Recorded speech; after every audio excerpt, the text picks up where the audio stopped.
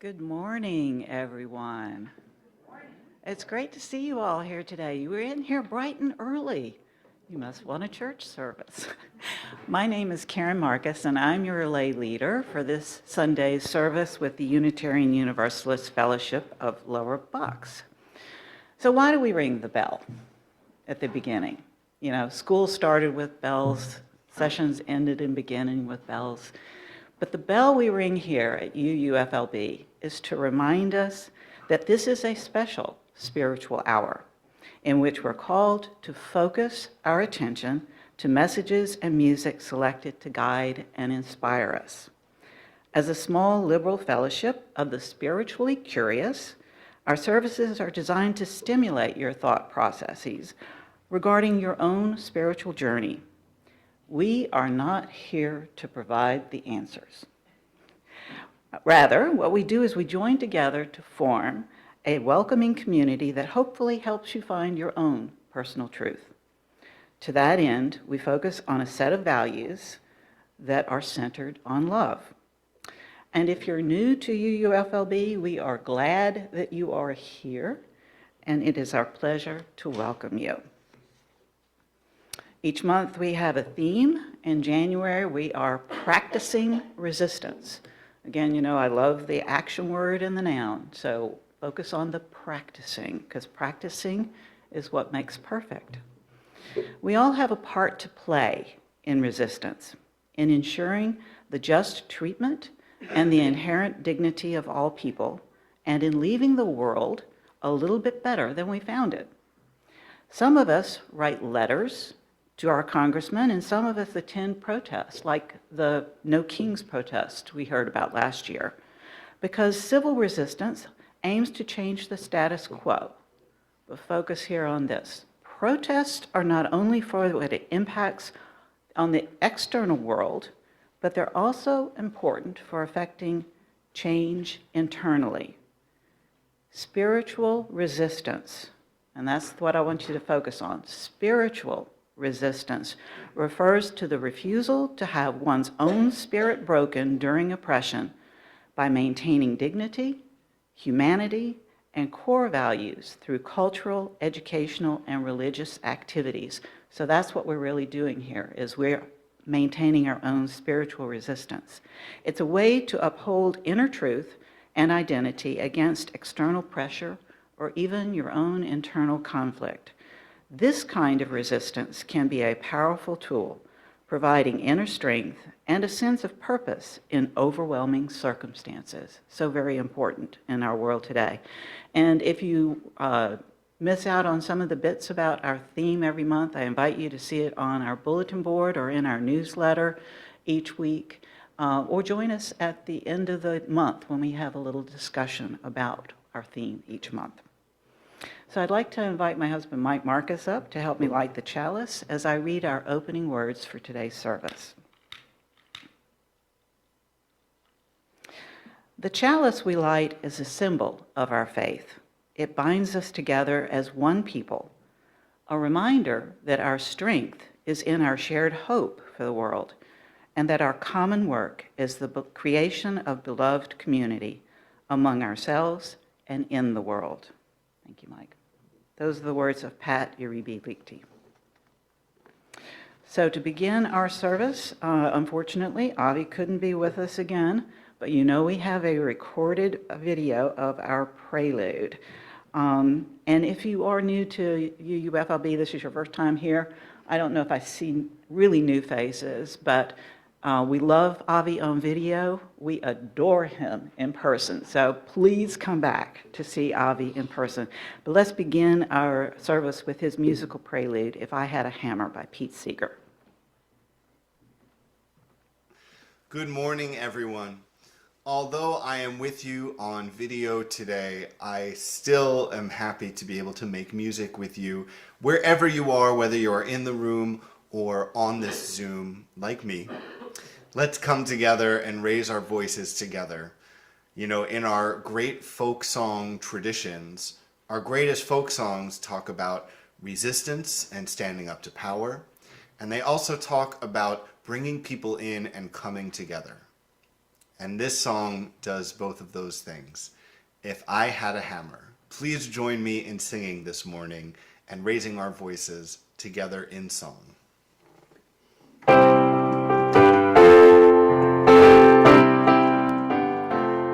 I had a hammer, I'd hammer in the morning, I'd hammer in the evening, all over this land.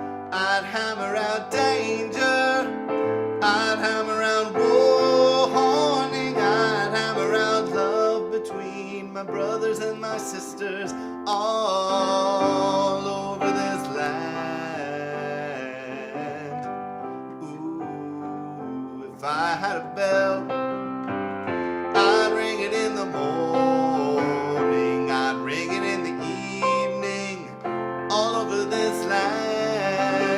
I'd ring out danger, I'd ring out warning, I'd ring out love between my brothers and my sisters all over this land. Ooh, if I had a song, I'd sing it in the morning, I'd sing it in the evening, all over this land. I'd sing out danger, I'd sing out warning, I'd sing out love between my brothers and my sisters all over this land. Ooh, well, I've got a hammer, and I've got a bell, and I've got a song to sing all over this land. It's the hammer of justice, it's the bell of freedom, it's a song about love between my brothers and my sisters all over this land.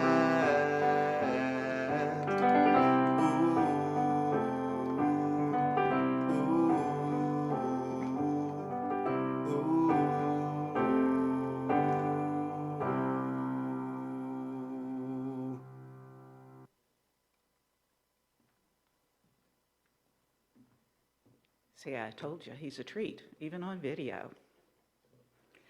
And another treat for today is the fact that Reverend Libby Smith is with us again. Yay! So for many of us, we say, you know, Reverend Libby doesn't need an introduction, and that's because she was our part-time minister for about 6 years, from 2007 to 2013. But she moved on from there, and now she's retired. But we are so very grateful that she still is willing to come here periodically and visit with us, because we do consider her very much a part of our beloved community. Her sermon title for today is Ultimate Optimism, with this description: Unitarian Universalism is, at its root, an optimistic faith, affirming the inherent goodness of both human and divine nature.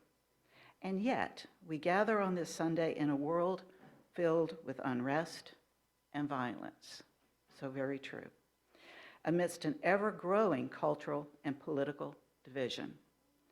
When we struggle to maintain a sense of optimism for the short term, how can our faith strengthen us to remain hopeful for the longer view?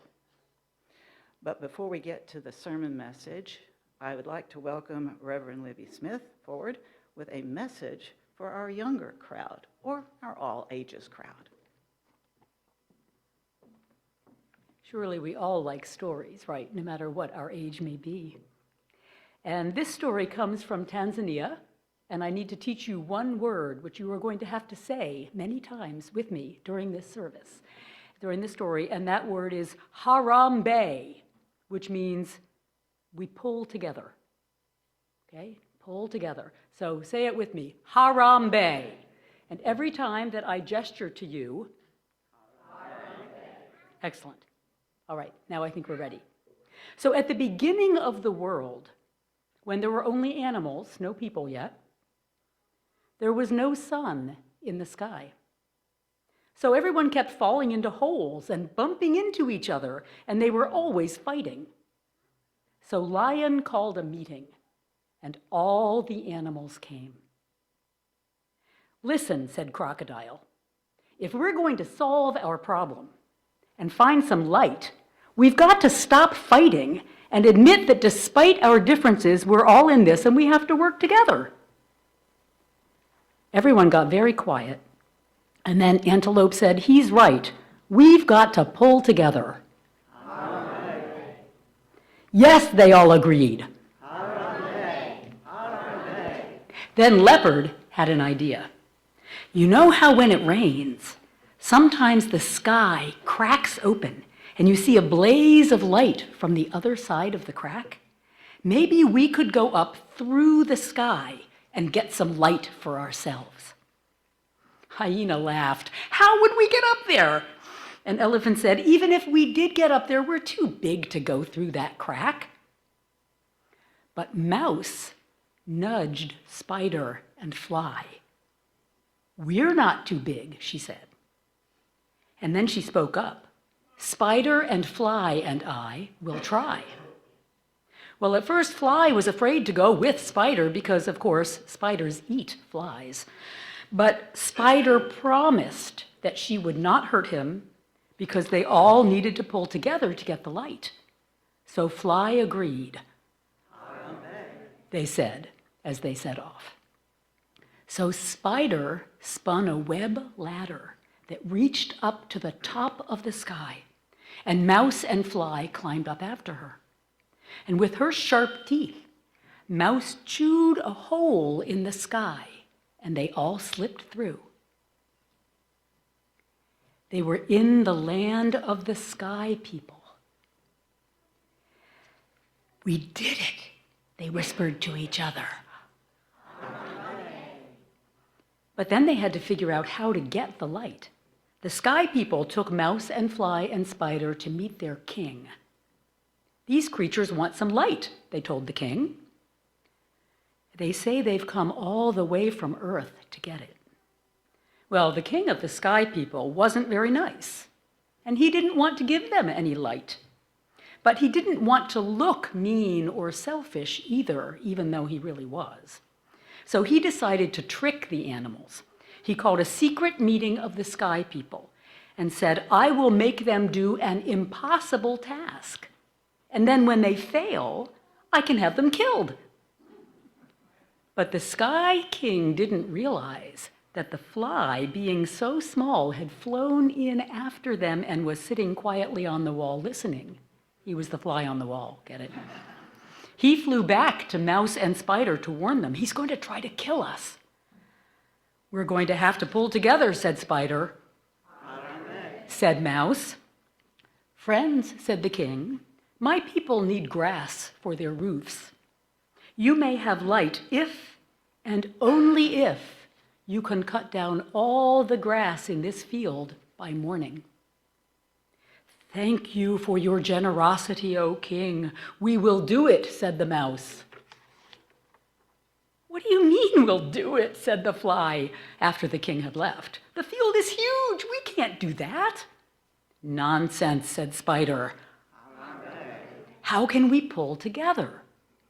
So Mouse thought for a moment and then said, "Wait, I'll be right back." He ran back down the web ladder that Spider had spun and came back with a whole colony of the ants. And the ants immediately set to work chomping their way through the stems of the grass until they were all cut down. Called the Queen of the Ants. So the next morning, the king was unhappy, but what could he do? He called another meeting of the sky people, and again the fly followed and listened. "These little creatures are clever and strong," he said. "I can see we're going to have to give them light, but I'm going to make it hard for them. Here's what I'll do." So Fly listened and then flew back to warn his friends. "He's got 2 boxes," said Fly. "The blue one has darkness in it. The red one has light, and he's going to make us choose."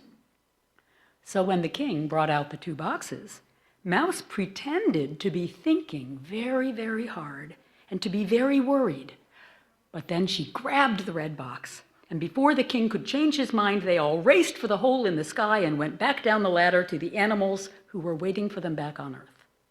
"They have returned," cried the lion. Said Mouse, "We all pulled together and we brought the light. It's in this box." Everyone got very quiet while Spider and Fly pushed up the lid of the box. But there was no light in the box. Instead, out came Rooster. Mouse was furious. The Sky King had tricked them. Then Rooster threw back his head. "Harambe!" he cried. "Harambe!" And at once the eastern sky began to glow. And what do you think happened? The sun came up and filled the earth with light. And that's how it was on that very first golden pull-together morning. And Rooster has been calling the sun up for us ever since.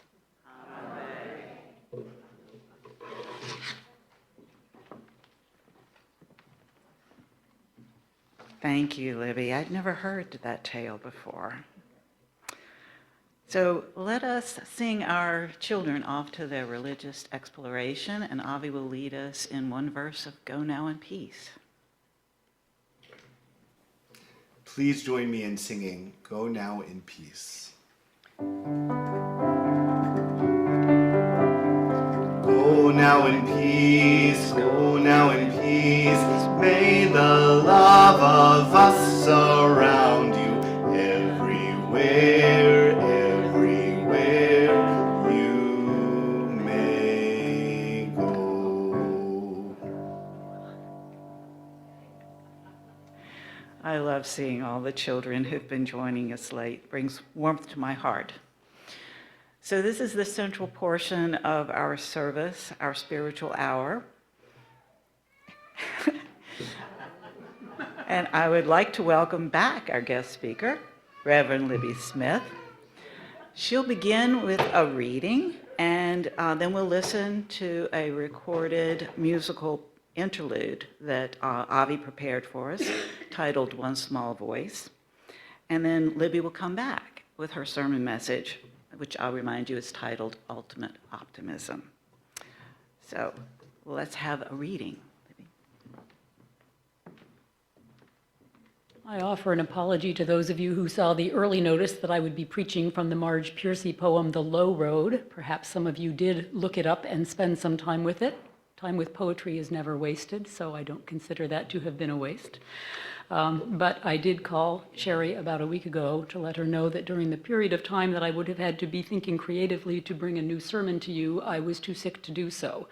And so I said, I can cancel. I'm pretty sure I'll be well enough to come by Sunday, but I won't have anything new. But I can either cancel or I can bring you something that perhaps you have heard before, but that probably no one will remember. We agreed that was an acceptable alternative. So this reading comes from Teresa Soto, who is a Unitarian Universalist minister. In this community, we hold hope close. We don't always know what comes next, but that cannot dissuade us. We don't always know just what to do, but that will not mean that we are lost in the wilderness. We rely on the certainty beneath, the foundation of our values and ethics. We are the people who return to love like a North Star and to the truth that we are greater together than we are alone. Our hope does not live in some glimmer of an indistinct future.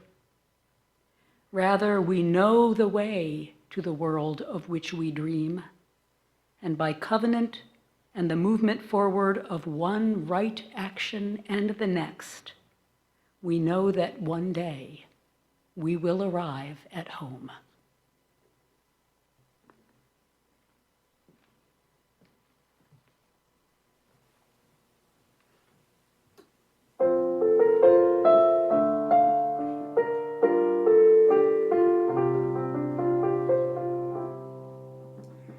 Every song the world sings, each was once unknown. really felt a song inside and wasn't afraid to sing alone. If you feel the music, if you sing it clear and true, then the world can sing with you. One small voice can teach the world a song. Start with one small voice till another sings along. Then you'll feel the music growing full and sure and strong. One small voice can teach the world a song.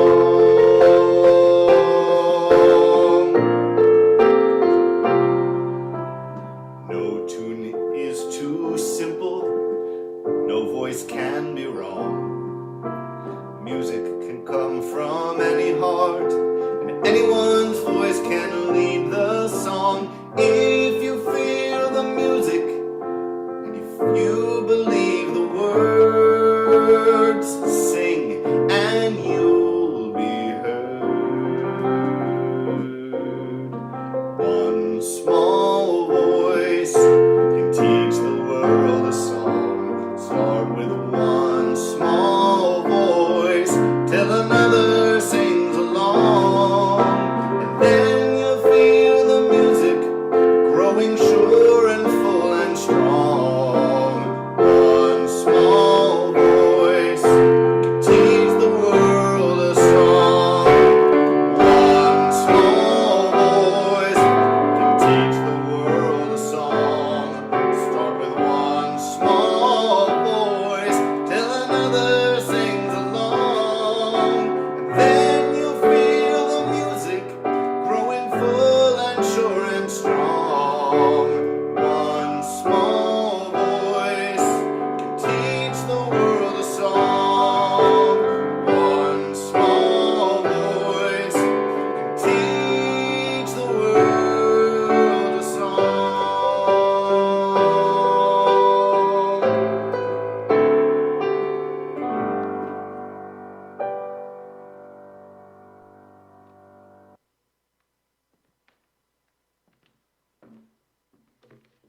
Avi sure knows how to pick 'em, doesn't he?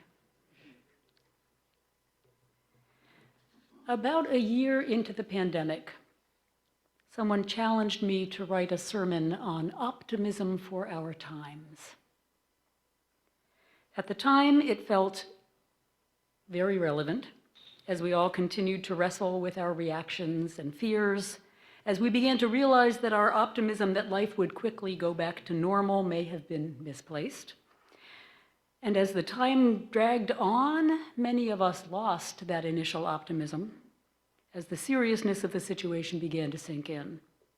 And for some of us, the anxiety continues to affect our lives and our choices even now. That was a very tough time, as I expect you all remember. But throughout the worst of the pandemic anxieties, I was struck by the way the whole experience led so many of us to pay much more attention to the things that keep us going during hard times, the things that really matter, the things that give us hope when we might otherwise fall into despair. And I hope that those are lessons that we've been able to carry with us, because times continue to be hard in different ways as we look around the world. As I read the stories of our imperialist approach to other countries, our brutal immigration policies and deportations, the increasing threat to the queer community, and especially our trans family, the ongoing war and turmoil in Ukraine, the suffering in Gaza, I can't begin to name all of the places and people that weigh on my heart these days. And I wonder how those most affected maintain any sense of hope and where they find the courage to keep going. So this morning I want to talk about optimism, and I want to talk about hope, and why I think they're two different things. And I want to start with some insights from our religious heritage. Our Unitarian Universalist faith grows out of two strands of theology, both of which are profoundly optimistic at their core, but with that optimism springing from very different sources. The Universalists were optimistic because of their view of God. They believed that a just and loving God could not possibly damn anyone to eternal suffering, and that all souls would find harmony with God. So they could be optimistic about their ultimate spiritual destiny, not because of their own virtue and worthiness, but because of God's love and compassion. The Unitarians, on the other hand, grounded their optimism in their understanding of human nature. They also believed, in the early days of our movement, in a divine force that worked for the good, but they emphasized the innate value of human beings and our ability to work with that divine force to improve ourselves and to improve the world. They put great faith in human agency, and it's from the Unitarians that we find phrases like the progress of mankind onward and upward forever, and salvation by character. So my title this morning, Ultimate Optimism, comes from an essay by James Luther Adams. Adams was an influential 20th century liberal theologian. He himself was a Unitarian Universalist. And he wrote a book called On Being Human Religiously. It was published in 1976, and I devoured it for an undergraduate religion class about 4 years later. Adams identifies 5 key points of religious liberalism. For this morning, I want to jump straight to his 5th point. And I'm going to read it twice because it's a little dense. Finally, liberalism holds that the resources, divine and human, that are available for the achievement of meaningful change justify an attitude of ultimate optimism. Liberalism holds that the resources, divine and human, that are available for the achievement of meaningful change justify an attitude of ultimate optimism. In other words, we should be able, in the end, to be optimistic because we have the resources we need to make the changes we want to make. But then he adds, this view does not necessarily involve immediate optimism. An attitude of ultimate optimism. Now, in modern informal usage, we've come to think of the word ultimate as meaning the most, the best, super optimism, ultra optimism. But Adams is using the word literally. The ultimate thing is the last thing. The ultimate thing in a series is the final thing in that series. It's the thing you get to in the end, but we're not there yet. And we might not get there for a long time.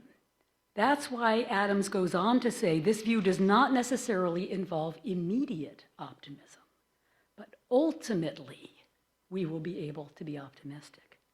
It's an important distinction because usually that word optimism implies a belief that things are going to be okay. If I'm optimistic, I think it's going to turn out all right, and probably pretty soon.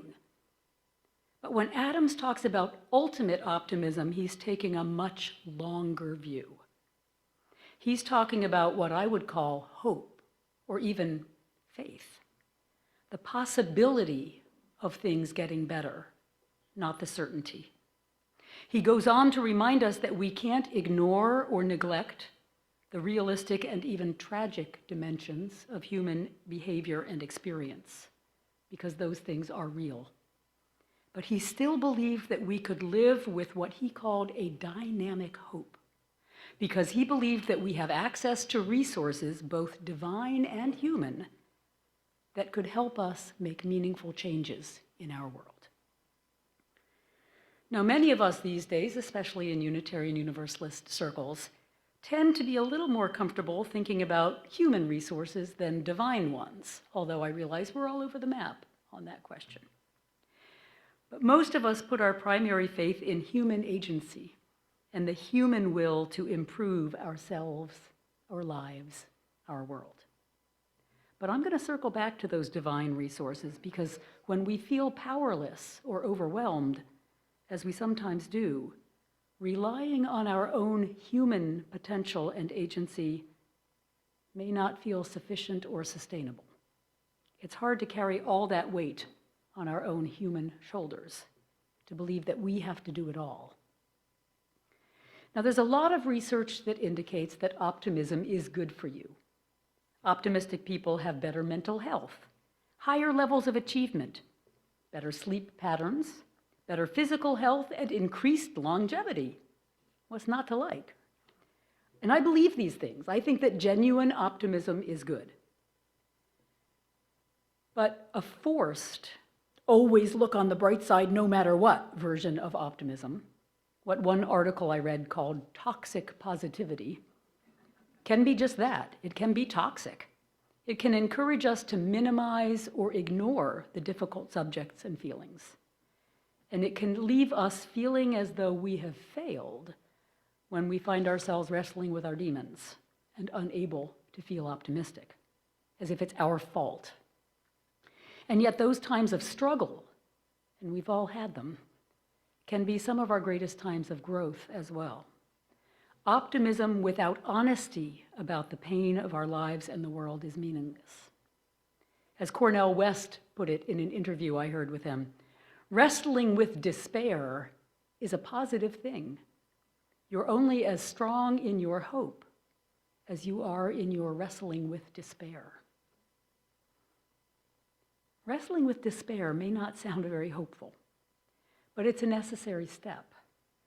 Bell Hooks, the Black feminist scholar and activist, wrote, "The heart of justice is truth-telling, seeing ourselves and the world the way it is, rather than the way we want it to be. More than ever before, we as a society need to renew a commitment to truth-telling." And in these days, that quotation is not a contemporary source. That's from probably 15 or 20 years ago anyway. But I think it's even more true now than perhaps it has ever been when truth has become so elusive and misinformation, which we don't seem to be willing to label lies, is so rampant. Truth-telling is hard. It challenges that optimistic view that we'd rather hold. Not only an optimistic view of the world and our power to change it, but also an optimistic view of ourselves and our own goodness. When we look honestly at the way things are and at our part in them sometimes, we may not feel particularly optimistic. But that doesn't mean we can't have hope. The hope comes when we go a step beyond seeing things the way they are and begin to imagine how they could be and what it's going to take to get from one to the other. And that means believing in that possibility. And that, again, that's where Adams is talking about ultimate optimism. In the end, we can be optimistic because we believe that there is this arc and that we can see the way from how it is to how it could be. There's a quotation from Reverend Natalie Maxwell Fenimore, who is also a Unitarian Universalist minister, in the book Centering, Navigating Race, Authenticity, and Power in Ministry. The book is a series of essays by ministers of color in our movement, speaking honestly and powerfully about their experiences within Unitarian Universalism, wrestling with racism and white supremacy, describing their pain, their despair, and their hope. Reverend Fenimore calls to mind Shirley Chisholm and writes, "Shirley Chisholm was asked why she, a black woman, was running for president. You don't have a chance. Why are you doing that?" And she said, "Because I am in love with the America that does not yet exist." Fenimore goes on to say, and that's how Unitarian Universalism is also. I'm in love with the Unitarian Universalism that does not yet exist. But I have to hold both the love for that thing and the love for the reality. It does not exist. It will probably not exist in my lifetime. I don't think it will exist in the lifetime of my children. but I can't deny my love for it, and that's why I'm fighting. I wouldn't call Reverend Fenimore's words optimistic, but I would call them hopeful. She holds the tension of a very imperfect reality and loving that imperfect reality and loving the future vision that keeps her working. And somehow she's able to hold on to the hope of that vision and keep working, even when she doesn't expect to live to see the fruits of that labor. Most of us are painfully aware of the many, many places in the world where people are trying to remain hopeful, even though they don't feel optimistic. And in so many of them, the possibility for any kind of positive outcome seems bleak. But woven into every one of those situations, we find stories of human resilience, human kindness, of help and solidarity, of resistance and uprising.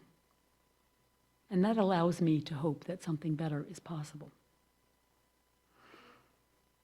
Because on top of that awareness and pain over the fate of the world,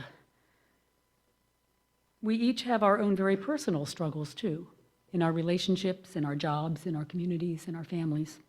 And for many of us, when our own troubles combine with the weight of what's going on in the wider world, it can feel completely overwhelming.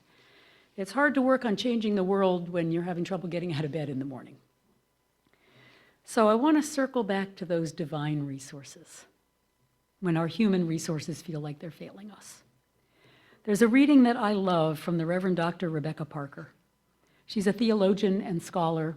She's the past president of Starr King School for the Ministry out in Berkeley, California. And she writes, "Even when we have done all we can, and life is still broken, there is still a universal love that has never broken faith with us and never will.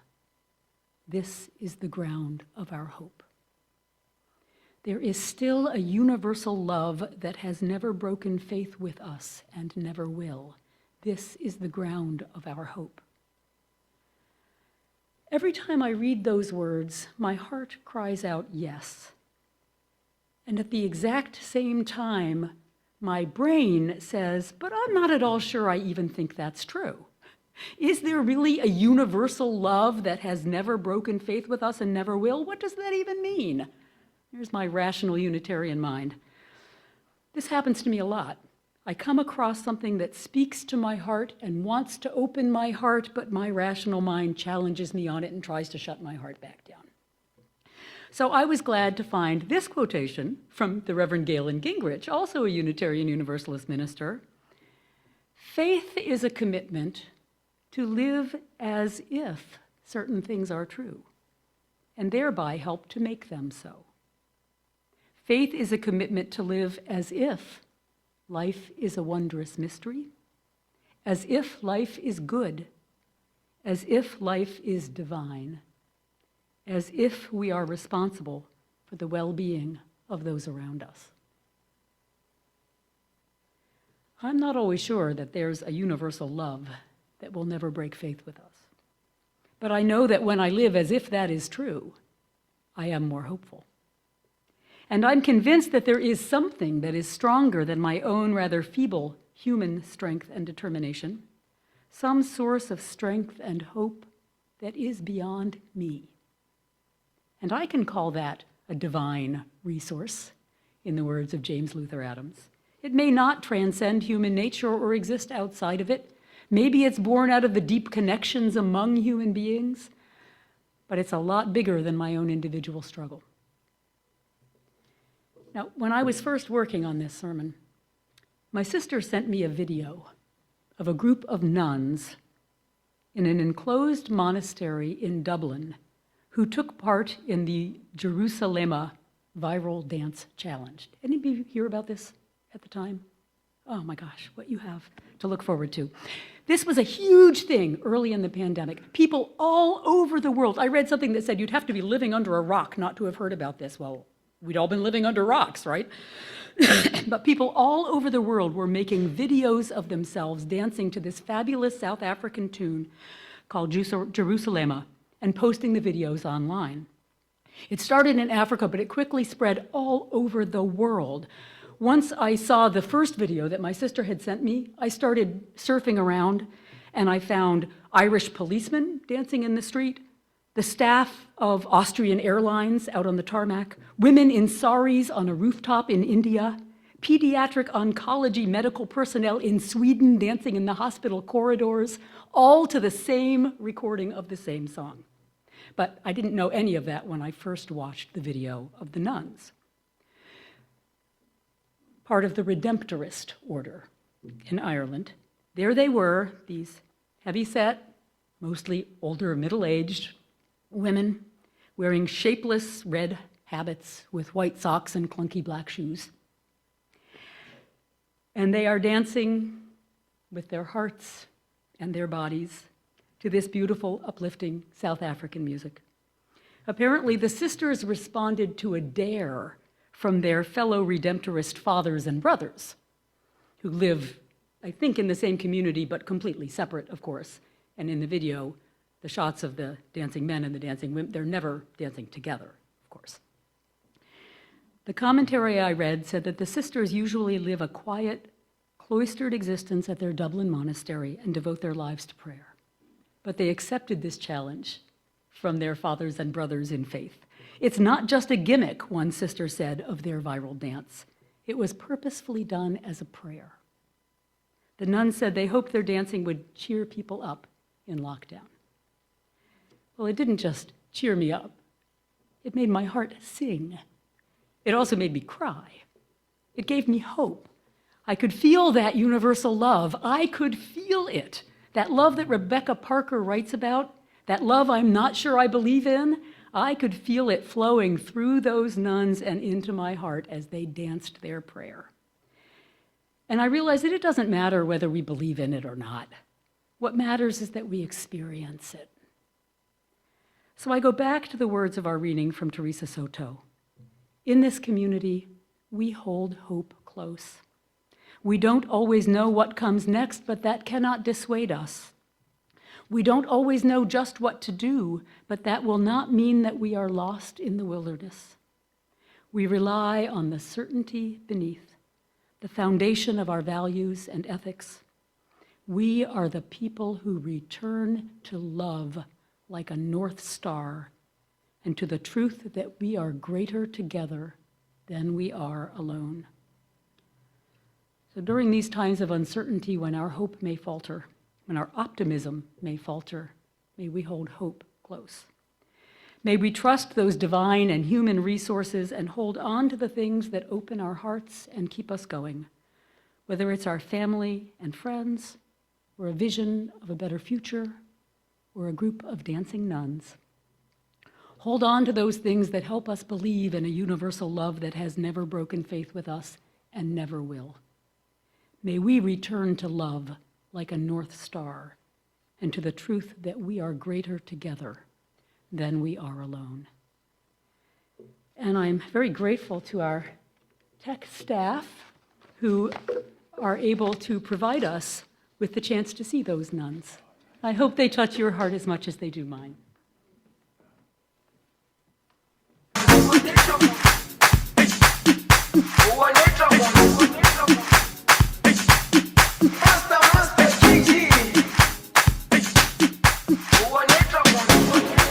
Jerusalema, ikhaya lami, ilondoloze, uhambe nami, zungangishilana. Jerusalema, ikhaya lami, ilondoloze, uhambe nami, zungangishilana. Dawo yami ayikholana, buso wami awukholana. Ilondoloze, zuhambe nami. Dawo yami ayikholana, buso wami awukholana. Ilondoloze,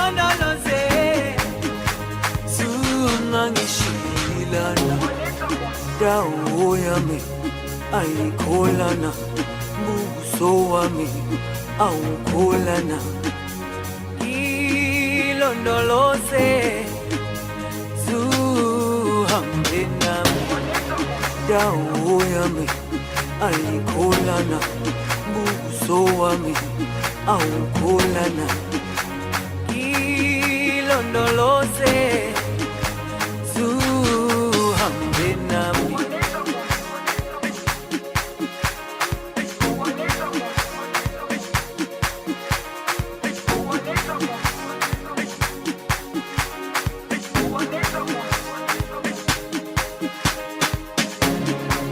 Jerusalema ikhaya lami ilondoloze uhambe nami zungangishilana Jerusalema ikhaya lami ilondoloze uhambe nami zungangishilana dawo yami ayikholana buso wami awukholana ilondoloze zuhambe nami ilondoloze ilondoloze ilondoloze zungangishilana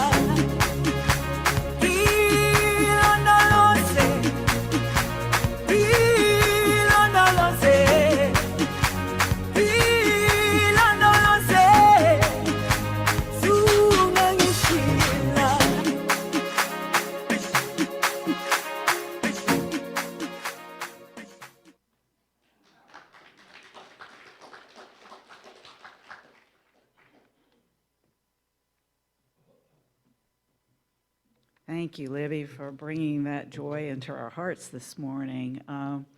To anybody who's been in a Zumba class and the way that music moves your body and everything, you can see it's such a great example of what that concept of spiritual resistance against despair. So thank you for that visual. We'll all be dancing all morning long, I'm sure.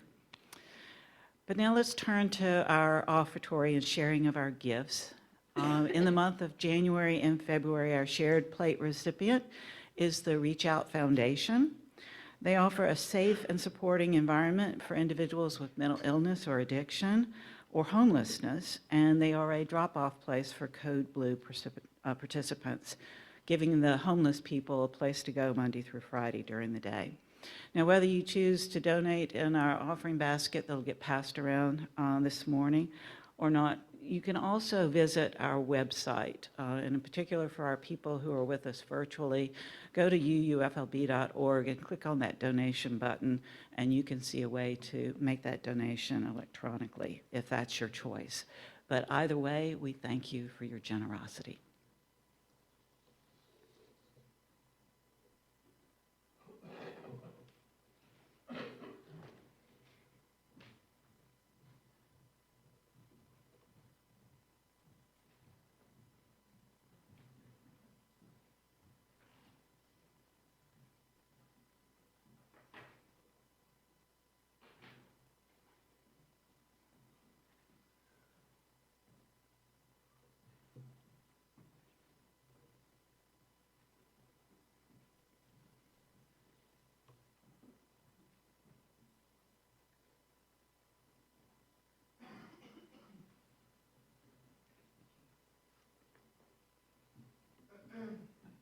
Gifts shared with love are accepted with deepest gratitude. Thank you again.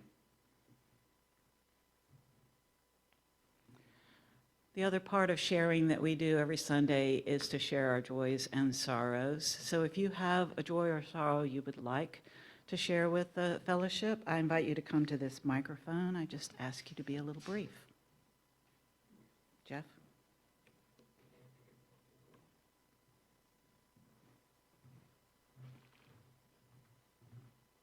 Good morning, I'm Jeff. A few things that would bear with me. Yesterday I gave my sister, last Pennsylvania hug, she'll be moving to Florida on Wednesday. And I adopted her cat. She's almost 10 years old. Later on Saturday, I heard that the gentleman that she's rented the current house and the previous house for almost 10 years passed away. He was in the hospice for a couple weeks. And to borrow a phrase from Libby, I'm wrestling with some desperation. I'll probably have to sell my house. So if any of you are related to real estate people, contact me.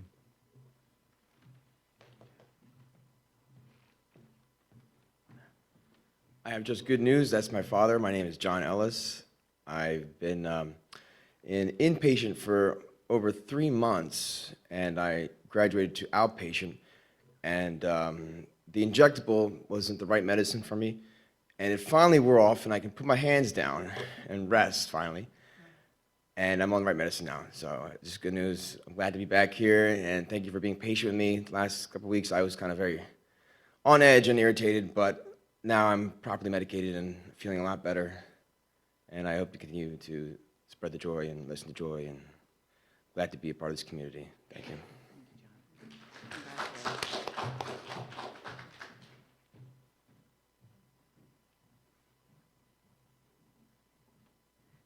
Good morning, I'm Ann Fisher. I have a joy today. Sylvia, my daughter, released their EP on Spotify today. It's called Mars.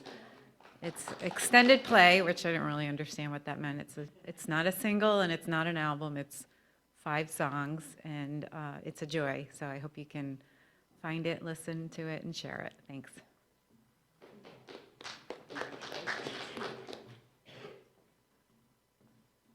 Because Rich Kelly, I think, is teaching today, but today is Janet Kelly's last day of work, and she will be retired tomorrow, effective later today.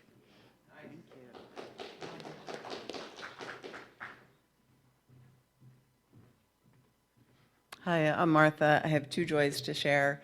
My children have been home for the holidays, and we've gotten to spend a lot of time together, so that's great.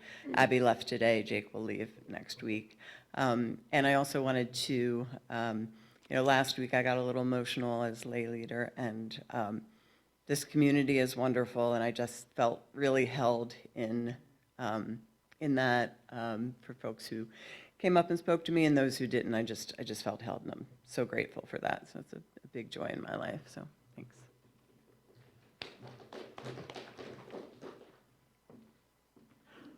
When I leave here, I'm going to be stopping over at Juniper Village to visit briefly with Laura Weinstein, who I understand is now 103. I gather she's been in failing health. So I'm grateful to have a chance to see her. I was in touch with her son by email. So I will definitely carry the love of this community with me as I go.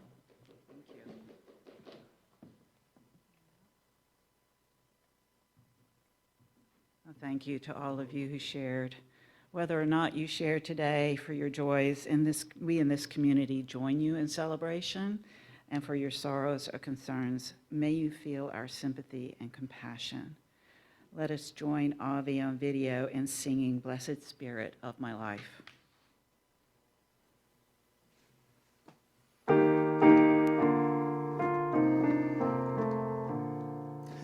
Blessed Spirit of my life, give me strength through stress and strife.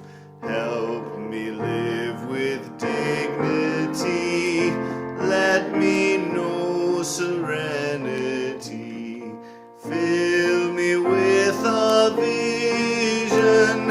Clear my mind of fear and confusion. When my thoughts flow restlessly, let peace find a home in me.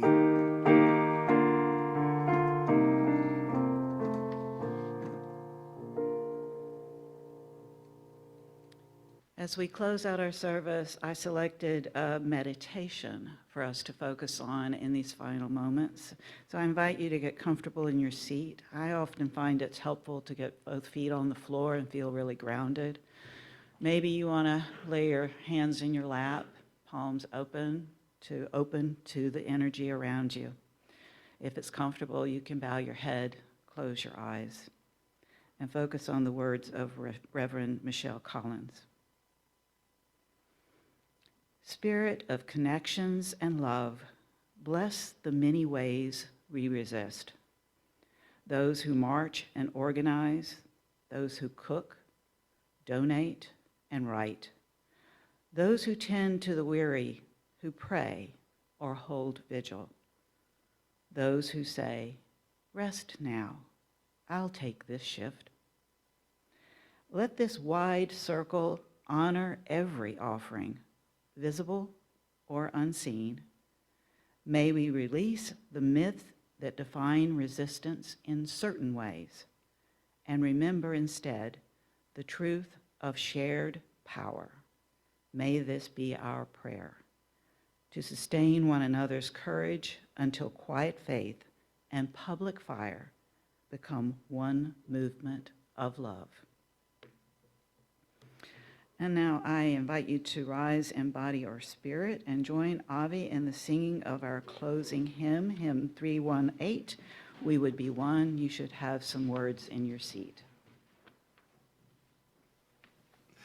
Please join me in singing our closing hymn, number 318, We Would Be One.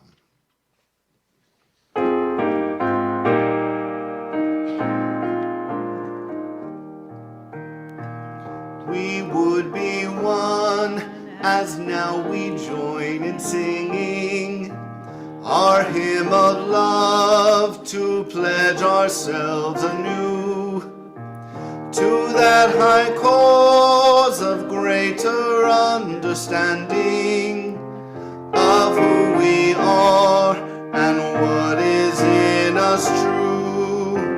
We would be one in living for each other, to show to all a new community.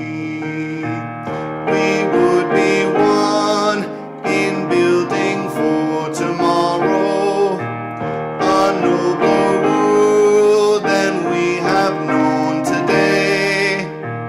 We would be one in searching for that meaning which binds our hearts and points us on our way. As one we pledge ourselves to greater service, with love and justice strive to make us free.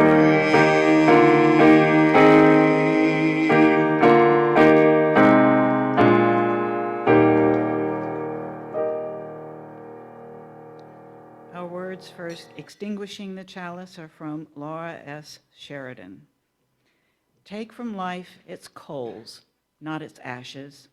Fan the flames of love and justice. Join hands and hearts in common endeavor, and there will be no limit to what we can achieve together.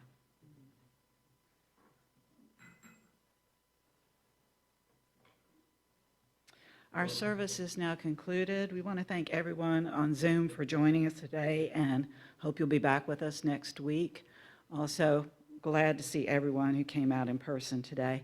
Let us all thank Reverend Libby Smith for her wonderful sermon message today and the delightful video she added. And for everyone here, let's get together in the cafeteria for a conversation, fellowship, and coffee. So go now in peace. Amen and blessed be.